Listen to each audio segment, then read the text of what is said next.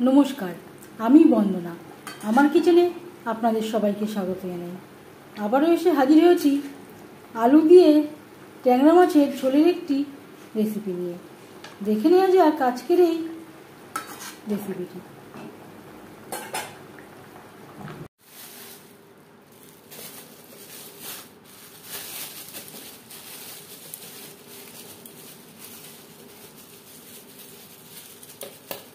আজকের রেসিপি ট্যাংরা মাছের ঝোল।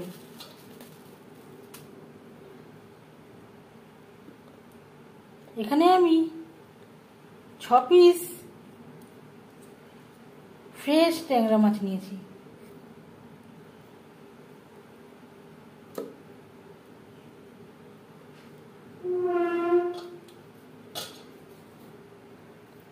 মাছ কেটে পরিষ্কার করে ধুয়ে নিয়ে ফিরে আসছি।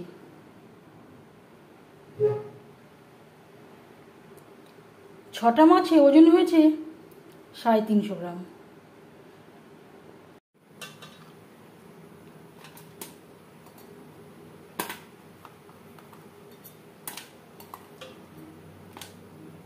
মাছ আমি কেটে পরিষ্কার করে ধুয়ে নিয়েছি। সবার প্রথমে ম্যারিনেট করব। দিয়ে দিলাম হলুদের গুঁড়ো, দিয়ে দিলাম স্বাদ মতো লবণ, আর লাগছে পরিমাণ মতো হলুদের গুঁড়ো।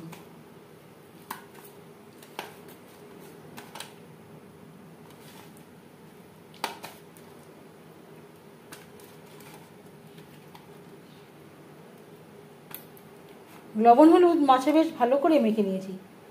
তেল আমি গরম করে নেব। 4 চামচ রিফাইন্ড অয়েল গরম করে নেওয়ার পর দিয়ে দেবো লবণ হলুদ মেখে রাখা মাছ।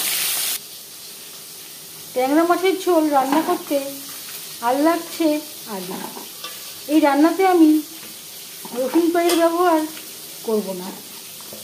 এখানে আমি 3টে আলু খোসা ছাড়িয়ে পাতলা করে কেটে নিয়েছি আর পরিষ্কার করে ধুয়ে নিয়েছি।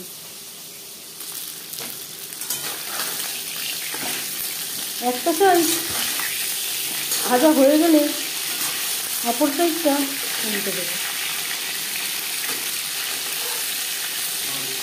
জ্যান্ত মাছ আমি একটু হালকা করেই ভেজে নেব।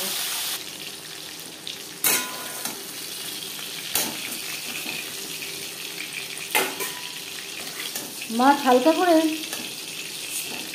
ভাজা হয়ে গেছে, একটা পাত্রে উঠিয়ে নেব। মাছের ভেতরে সামান্য পরিমাণে ডিমও রয়েছে। মাছ ভেজে নেওয়া তেলে দিয়ে দিলাম 5 ফোড়ন তেজপাতা। 5 ফোড়ন তেজপাতা ভেজে নেওয়ার পর দিয়ে দেবো আদা বাটা, কাঁচা লঙ্কা বাটা। এখানে আমি 1 টেবিল চামচ মতো অ্যাড করলাম। আর দিয়ে দেবো 2টো মিডিয়াম সাইজের টমেটোর পেস্ট। কাঁচা গন্ধ যাওয়া পর্যন্ত নাড়াচাড়া করে নেব। আর লাগছে হলুদের গুঁড়ো, স্বাদ মতো লবণ। 3-4 মিনিট রান্না করে নেওয়ার পর দিয়ে দেবো আলু। মশলার সাথে আলু বেশ ভালো করে মিক্সড করে দেবো। আর দিয়ে দেবো মশলা ধোয়া জল।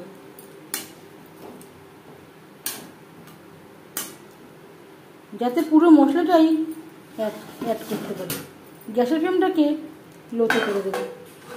লো ফ্লেমে 5-6 মিনিট রান্না করব। 1/2 চামচ জিরের গুঁড়ো, আর দিয়ে দেবো 1/2 চামচ ধনের গুঁড়ো। গ্যাসের ফ্লেমটাকে হাইতে করে দেবো। হাই টু মিডিয়াম ফ্লেমে 2-3 মিনিট রান্না করব।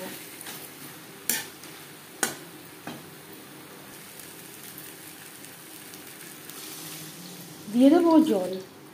জল কতটা অ্যাড করবেন সেটা সম্পূর্ণ নির্ভর করছে আপনার উপর।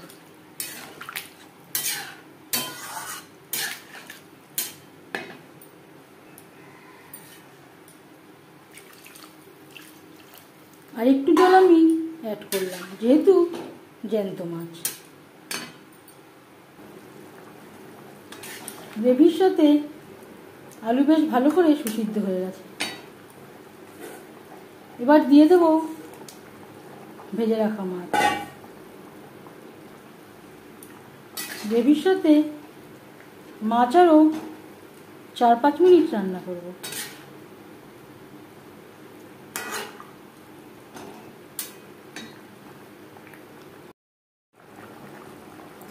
চার 5 মিনিট রান্না করে নেওয়ার পর গ্যাসের ফ্লেমটা বন্ধ করে দেব।